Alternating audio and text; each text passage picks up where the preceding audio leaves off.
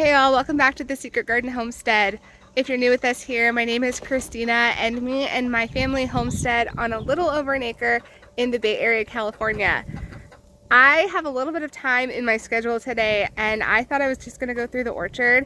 And instead of giving an orchard tour like I normally do, I thought I would share with you my strategy of how I keep fruit on my trees, given all the critters and birds in early spring. So I wanted to give you a little insight into what my trees look like right now and how I'm protecting them for the spring and eventually for harvest. I have a little bit over 40 trees in my orchard, and about a third of them are in fruit for this year. Our orchard is somewhere between 2 to 3 years old. We planted most of the trees, or about half of the trees actually, 3 years ago, so this is their third season, and then the other half last year, and so this is their second season, and so only about a third are giving us fruit. And last year I tried the method of netting every tree that had fruit on it to protect the fruit, because I was noticing little bites and things on the fruit as they were forming, and I realized quickly that I felt like that really prohibited the trees from growing. And so I thought this would be a really perfect time to share the strategy that I have going into early spring on how to protect my orchard from all the little critters so that our family can get the harvest. Okay, so here's a full view of the orchard that we have. I'll do a quick rundown of the types of trees that we have, and then we'll talk through a couple of them and how I am making sure that the fruit is large and sweet and perfect when it comes to harvest. So in the corner, I actually have 4 avocado trees. Those are the 4. They are doing wonderfully and growing super well. We were actually able to overwinter most of them. My house looks a little bare.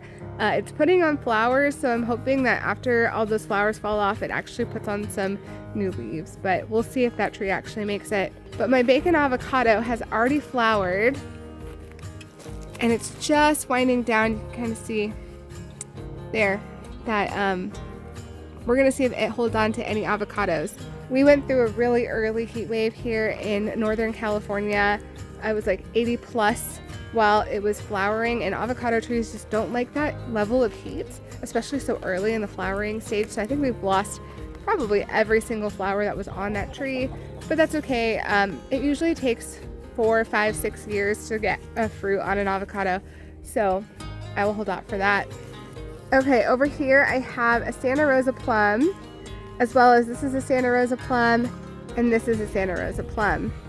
There's a few fruits on each of these plum trees, but not many. I can give you a little show. So like in here, see if I can get it to stop.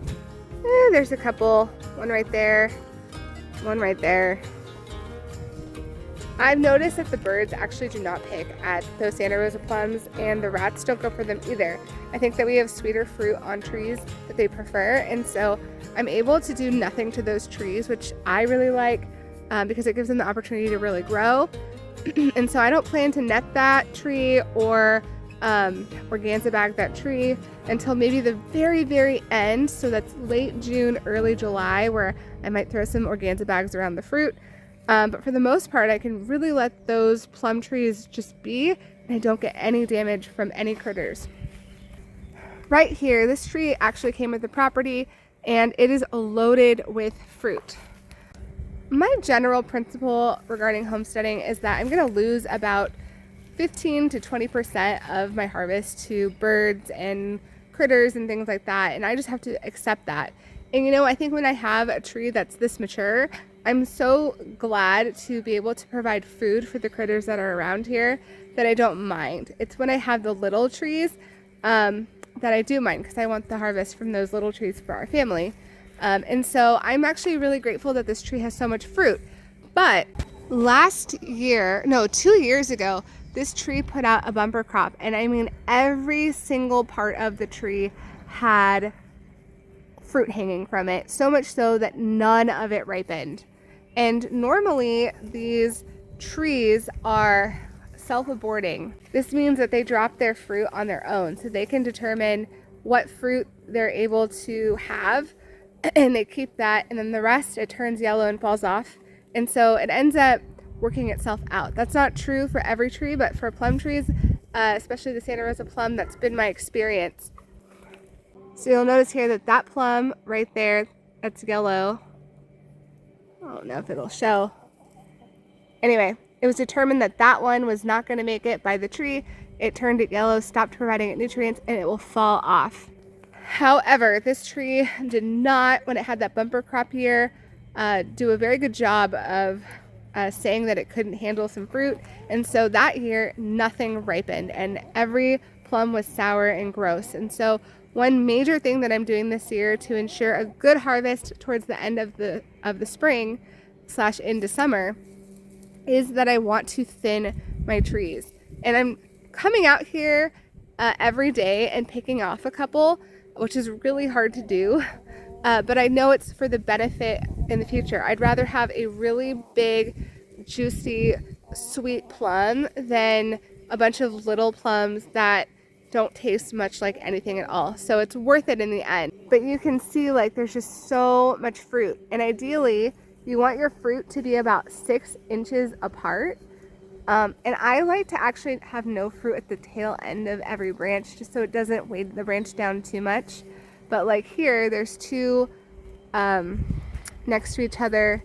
Sometimes it's really hard to pull it off, but literally I would just come in and pull this one off, and then I just toss it to the chickens, and they absolutely love that. But this has to have over 1,000 pieces of fruit on it, so it's really hard to thin, but it's still doing its June drop where it's deciding what it wants to keep. But in the meantime, I'll help it out by picking certain ones that I don't want it to continue to produce. Okay, and then there is an apricot tree that doesn't have anything. We planted that last year, so this year it's going to focus on its root production instead of its fruit production. Same with this pomegranate over here. I'm going to pull off any fruit from it, give it a chance to really establish in the ground. And then over here I have 2 really small nectarine trees that have nothing on them, and a cherry tree that actually might. This is our big cherry, but it looks like it's not going to hold on to any of its fruit. This one was also planted last year, so I'm just glad that it leafed out. Okay, walking through the second part of the orchard.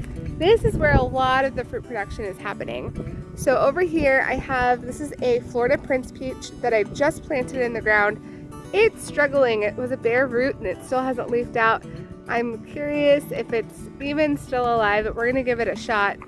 This is a plum tree that we planted in the ground this year. And then we have our Fuji apple tree, which I'll come back to in a little bit. In our second row, I have 2 pear trees. I think it's a D'Anjou pear and a Bartlett pear that they don't have any fruit on them.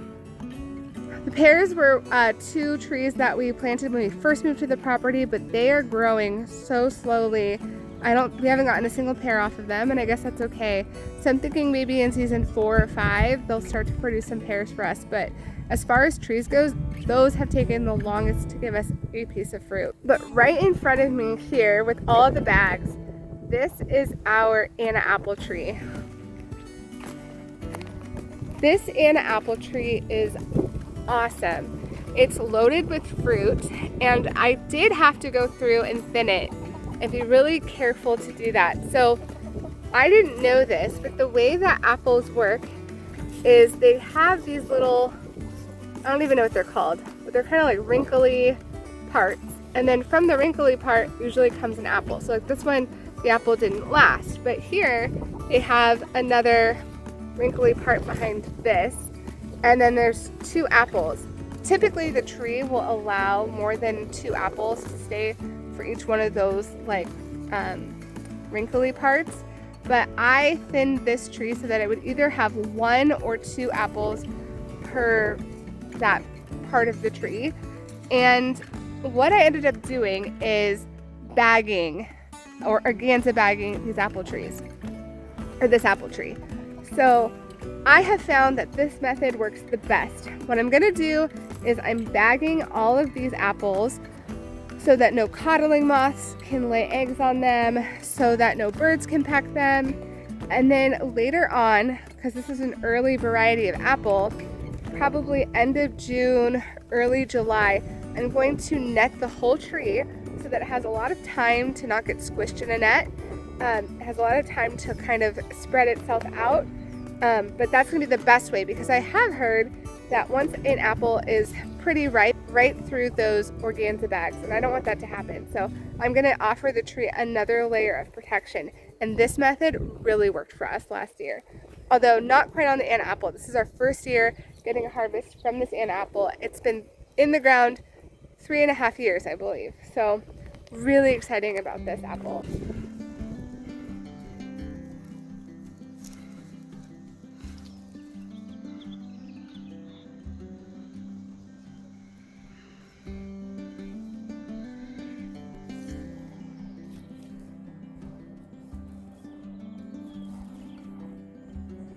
Okay, moving on over to this tree right here. This is our pomegranate tree. This pomegranate tree came with the property, but it was probably as big as that one when we got it. And now it is just completely taking over in the best way. And it's loaded with these beautiful flowers. The year before, I got 7 pomegranates off this tree. Last year I got about 15. This year, it's just going to be an explosive year. It's so true what they say. That first year everything sleeps, the second year it creeps, and the third year it leaps. I think this is like year 4 or 5 in the ground, but man, like once you hit year 4 or 5, things really start to go bananas and you start to see the fruit of your labor, literally. Okay, and then heading this way, I have most of my orchard in a electric fence that's not on right now, but most of it's inside of it, and then there's a handful of trees that are outside of it, because I'm going to run like a little pumpkin patch in that part over there, so I don't want the chickens to have access to that. But inside here, these are my peach trees. I have 1, 2, 3, 4, 5, 6, 7, I have 8 peach trees, and the peaches are one of my most favorite things about the orchard. I bought different varieties to ensure that we would have peaches at different times throughout the year. So right in front of me here, I have my Eva's Pride Peach. I have 2 of them. This one, I think these were the same size when I bought them, but this one we did the Back to Eden method on, and it's doing so well, has very little pest pressure. And it's even giving us peaches. And then this one, we did not do, I just threw some like weeds for the chickens, but this was not the Back to Eden method, and this tree is struggling more. It hasn't leaked out as much. It has a lot of aphid damage to it. I don't spray these trees, so I don't exactly know the difference between the 2 of them and why the bugs would be attracted to one versus the other, but the only difference really has been putting Back to Eden on to this bigger tree versus the other tree. So we plan on doing Back to Eden for the rest of the orchard this year, so hopefully that remedies the situation for that. Alright, so this is my Eva's Pride Peach. I believe this is ready to harvest end of June, early July maybe, and it is full of peaches. So as you can see, I organza bagged these peaches as well, and I thinned this tree super heavily. If the tree wanted to, it would have put out triple the amount of peaches, and they do not self-abort. It is super, super, super important to thin your apple trees and your peach trees, because in my experience, they do not do a good job of letting go of the fruit, and then you end up with a inferior product. So I'm hoping, this is a small tree, but given how I thinned it, I'm really hopeful that I can get some really big peaches, even though there's probably only going to be about 20 of them. Again, I'd rather have 20 amazing peaches than 50 subpar peaches. Okay, so my Eva's Pride Peach will give me peaches in early July, and then in mid-July, I believe the mid-Pride Peach will start giving us fruit. I have to look back at when we started getting peaches. Although if I look at the fruit, it's actually just as big as my Eva's Pride. So either my Eva's Pride peaches are going to be kind of small, or these are just kind of on track for this year, because we had a surprisingly warm spring. So everything kind of came out of dormancy around the same time. But again, you'll see that I went through And for every peach I could find, I put an organza bag around it.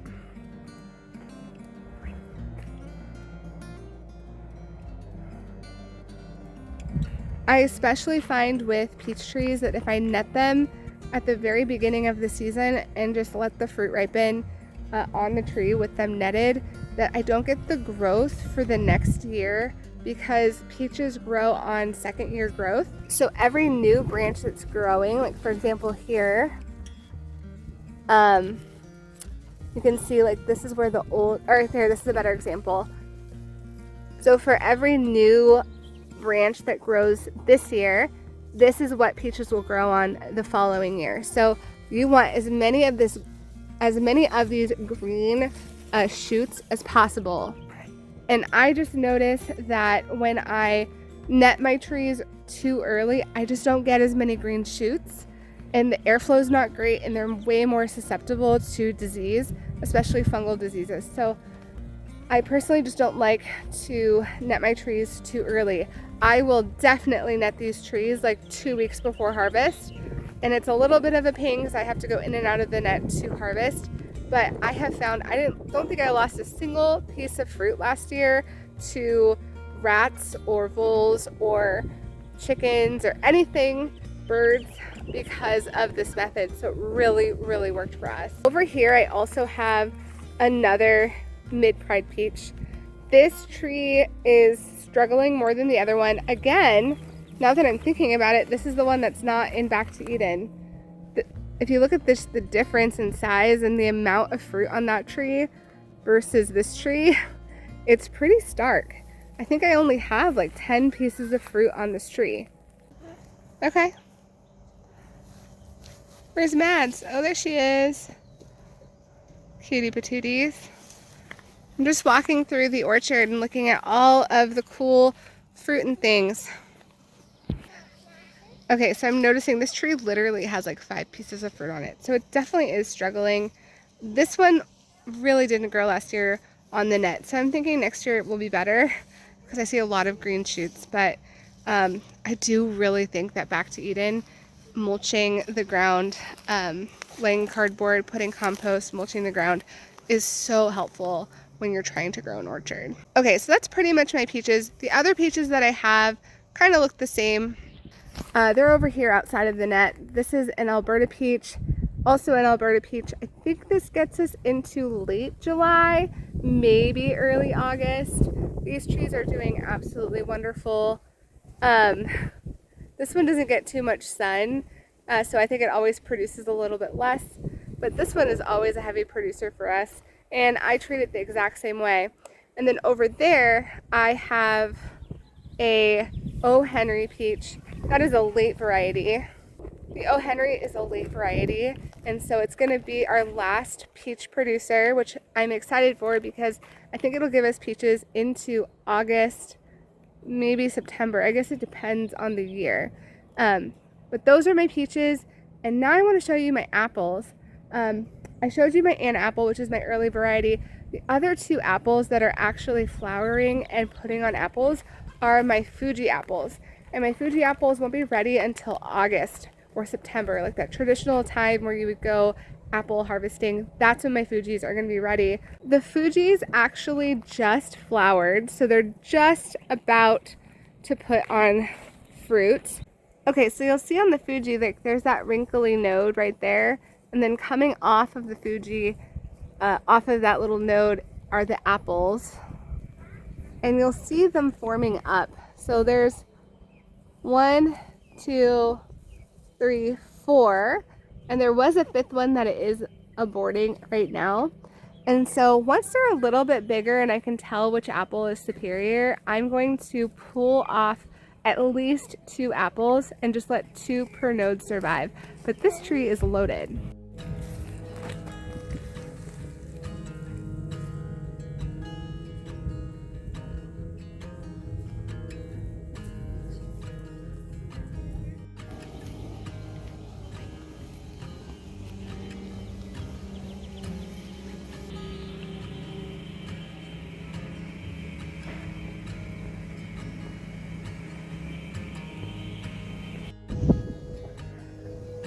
Alright, so this is my very pretty Fuji apple tree.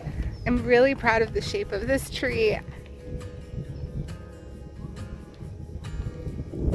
It's actually still in flower, so it must have woken up a little bit later than my others. Or at least my other Fuji apple tree. So it's hard to see like how much fruit we're gonna get on this tree. But again, this one's been in the ground for 3 years. And so at the very least, I would expect some harvest from them. So whether it's like 5 apples or something, that's what I would expect from that tree. So anyway, that's pretty much my orchard. Sorry, I'm going through my chicken shed in order to get back to the main house. I love walking through the orchard. That's pretty much all of the trees that we have this year that are in fruit production.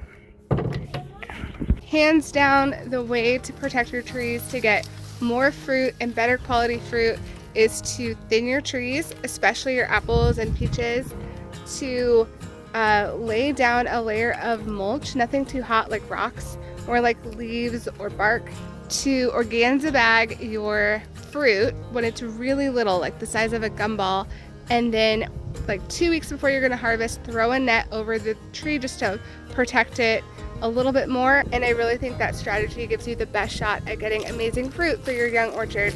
So I hope this video is helpful for you guys. I am so excited to be in early spring and into summer. It feels wonderful today here in Northern California.